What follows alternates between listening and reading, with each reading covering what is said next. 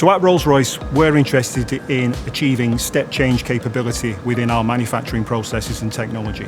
And the way we do that is by working with the AMRC.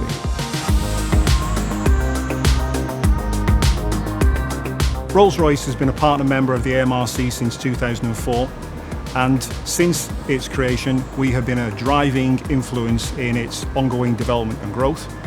We really value the partnership that we can achieve through working with the AMRC, which really down at the grassroots level is about bringing people together with the opportunity to work with the latest generation technology and to then deliver solutions at scale and at pace to our industry and to our supply chain.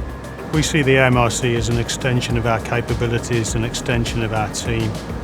Working close with the AMRC, we can achieve things that we wouldn't be able to achieve on our own, and certainly achieve things far quicker and with a greater level of depth in the same amount of time.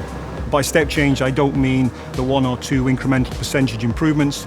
I mean 10, 20, 30% doubling our productivity, doubling the rate at which we can operate, while also tackling things such as cost, quality, and ultimately sustainability. The future of power is changing.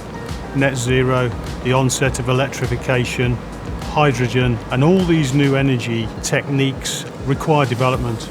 And the future with the AMRC is continuing the excellent journey that we've had so far with conventional technologies and moving into the new age.